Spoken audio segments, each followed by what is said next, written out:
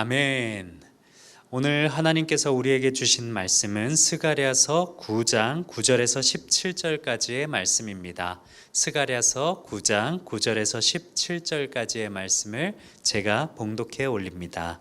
시온에 따라 크게 기뻐할지어다. 예루살렘에 따라 즐거이 부를지어다. 보라, 내 왕이 내게 임하시나니 그는 공의로우시며 구원을 베푸시며 겸손하여서 나귀를 타시나니 나귀의 작은 것 곧 나귀 새끼니라.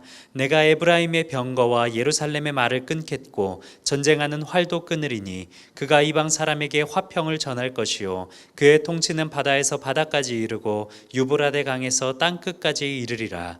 또 너로 말할진대 내 언약의 피로 말미암아 내가 내 갇힌 자들을 물 없는 구덩이에서 놓았나니 갇혀 있으나 소망을 품은 자들아 너희는 요새로 돌아올지니라. 내가 오늘도 이르노라. 내가 내게 갑절이나 갚을 것이라. 내가 유다를 당긴 활로 삼고 에브라임을 끼운 화살로 삼았으니 시온아, 내가 내 자식들을 일으켜 헬라 자식들을 치게 하며 너를 용사의 칼과 같게 하리라. 여호와께서 그들 위에 나타나서 그들의 화살을 번개같이 쏘아내실 것이며 주 여호와께서 나팔을 불게 하시며 남방 회오리 바람을 타고 가실 것이라. 만군의 여호와께서 그들을 호위하시리니 그들이 원수를 삼키며 물맷돌을 밟을 것이며 그들이 피를 마시고 즐거이 부르기를 술 취한 것 같이 할 것인즉 피가 가득한 동이와도 같고 피 묻은 제단 모퉁이와도 같을 것이라. 이날에 그들의 하나님 여호와께서 그들을 자기 백성의 양떼같이 구원하시리니 그들이 왕관의 보석같이 여호와의 땅에 빛나리로다. 그의 형통함과 그의 아름다움이 어찌 그리 큰지 곡식은 청년을 새 포도주는 처녀를 강건하게 하리라. 아멘. 과거 전쟁이 난무하던 고대 시대에 한 소년이 거인을 무찌르고 왕의 자리에 오릅니다. 그 왕은 선하게 백성들을 잘 다스리며 나라를 부국강병하게 만들었습니다. 많은 사람들은 이 왕을 후대에 있어서 메시아의 모델로 삼았고 이웃 사람들은 메시아의 도래를 제2의 다윗 왕의 재림으로 기대했습니다. 메시아가 임하여 선민을 정치적, 군사적으로 견고히 세울 것이며 그것으로 자신들을 억누르던 나라들을 무너뜨리고 이스라엘을 이 모든 나라 위에 뛰어난 나라로 세울 것이라 생각하고 그러고 기대했습니다.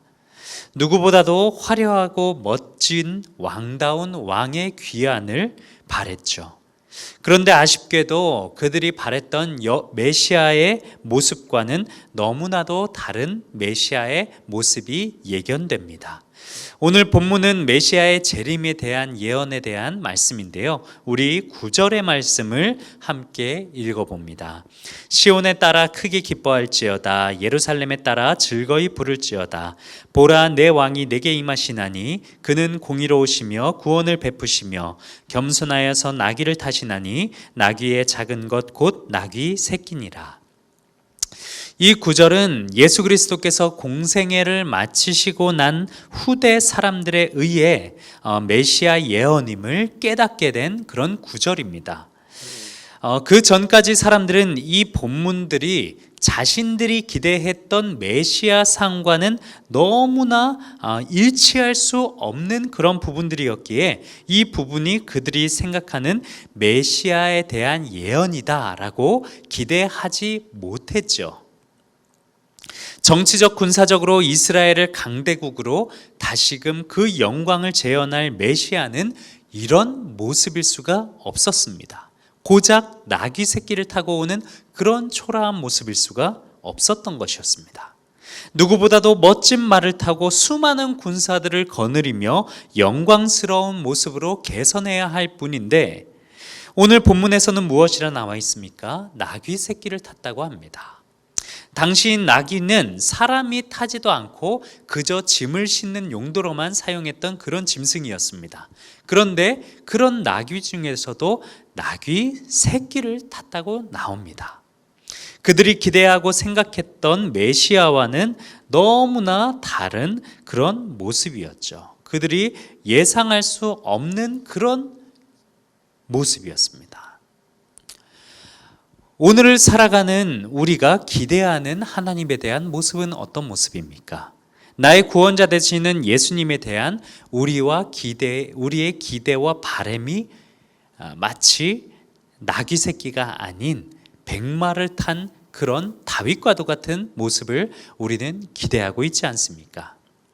내 삶에 내가 기대하는 하나님의 역할이 나귀 새끼를 타는 역할이 아니라 백마를 탄 그런 다윗과 같은 모습이지 않습니까? 그런데 이렇게 우리가 원하고 바라는 그런 메시아의 모습과 다른 그런 모습들을 우리가 느낄 때 우리는 하나님 앞에 어떤 반응을 합니까? 우리는 우리가 바라는 하나님의 모습을 가지고 있습니다. 우리의 기도 제목을 우리가 원하는 대로 이루어 주시기를 하나님께 바랍니다. 내가 생각하고 뜻하는 대로 하나님을 가꾸고자 하는 모습이 우리 안에 있다는 것이죠. 이스라엘 백성들이 메시아 상을 자신들이 원하는 다윗과 같은 모델로 정해놓은 것처럼요. 내가 원하는 하나님 상을 만들어서 내가 원하는 그런 기도 제목만을 내가 원하는 때에 이루어 주실 하나님으로 우리는 하나님을 가꾸어 놓습니다. 그렇기 때문에 하나님께서 주시는 나귀에 앉으신 참된 메시아를 우리는 발견하지 못하는 경우가 많습니다. 이스라엘 사람들은 메시아에 대해서 정치적인 군사적으로 로마로부터 그들을 완전하게 독립해주며 이스라엘을 다시 한번 다윗 시대의 부강병한 나라로 만들어줄 메시아에 대한 정답을 내려놓고 그런 메시아만을 기다렸습니다. 그런데 그들이 생각한 메시아는 그저 이 땅 가운데에서 이스라엘 족속들만이 구원을 누리게 해줄 그런 한정적인 메시아였다는 것을 우리는 기억해야 합니다. 그것이 그들의 한계였죠. 그것이 그들의 한정적인 모습이었습니다.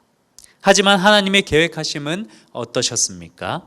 그들이 생각했던 백마를 탄 장군의 모습이 아닌 왕 중의 왕의 모습이 아닌 비록 초라하고 가장 초라했던 나귀 새끼를 탄 그런 모습이었지만 그저 이스라엘의 그 한정적인 구원만을 가지고 온 것이 아닌 온 세상, 온 인류를 위한 구원하심을 가져오셨던 온 인류의 근원적인 죄로부터 우리를 자유케 하시는 그런 온 지구의 메시아를 우리에게 보내신 하나님의 뜻이 그 나귀 새끼를 탄 메시아로부터 있지 않았습니까?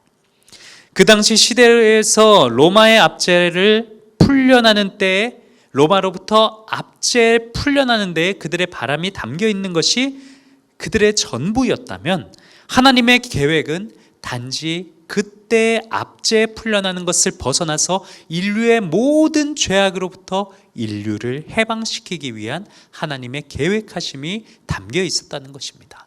이스라엘 백성들은 그것을 알지 못했죠. 하지만 하나님은 이스라엘 백성들이 보지 못했고 예상하지 못했고 원하지 못했던 더욱더 원대한 계획을 가지고 계셨습니다. 사람은 한계가 있는 동물입니다. 자신이 경험하고 자신이 맛보고 자신이 봐온 것 이상의 것들을 알 수 없죠. 그것이 사람의 한계입니다. 그렇기 때문에 그 한계를 벗어나지 못하고 그 한계 안에서 모든 것들을 정합니다. 하지만 하나님은 어떤 분이십니까? 우리가 가지고 있는 한계를 훨씬 더 벗어나고 초월하시는 그런 분이십니다. 우리가 원하는 것보다 우리의 앞길을 더욱 잘 아시고 우리가 원하는 것보다 더욱 좋은 그런 응답을 만들어주고 계시는 분이시라는 것이죠.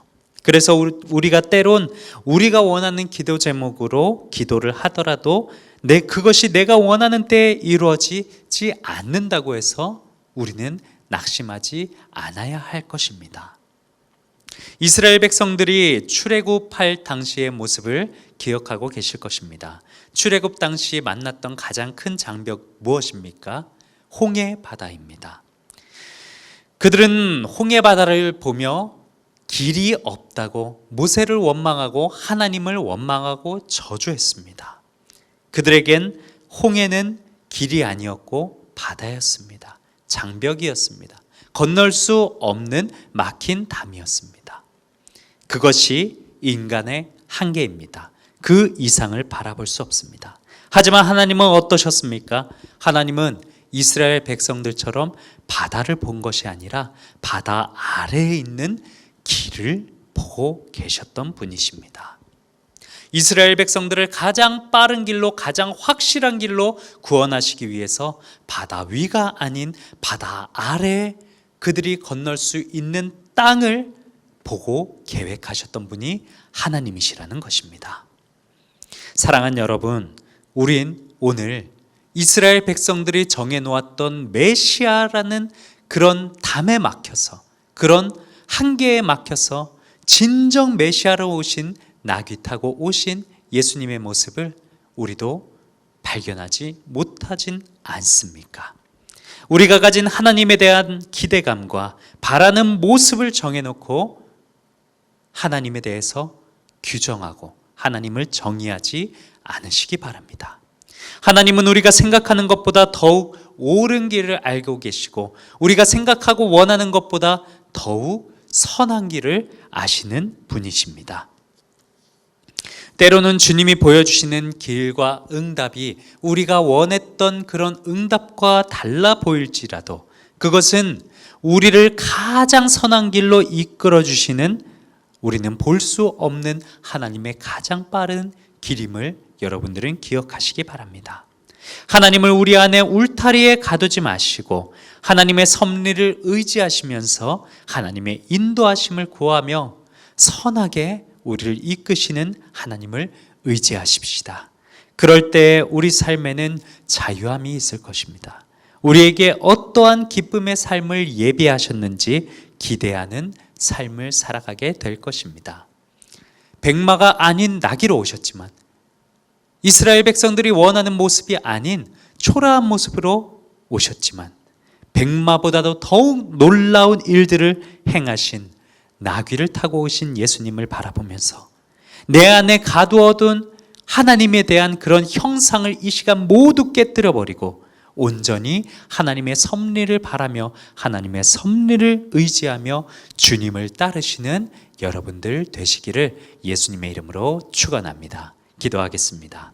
하나님, 이스라엘 백성들이 바랬던 정치적인 메시아적인, 정치적인 군사적인 그런 말을 타고 온 위대한 메시아가 아닌, 비록 나귀를 타고 오셨지만, 그렇게 초라한 모습으로 오셨지만 세상 그 누구도 예상하지 못했던 원대한 구원 계획을 세우시고 또 그것들을 이루신 하나님을 의지합니다.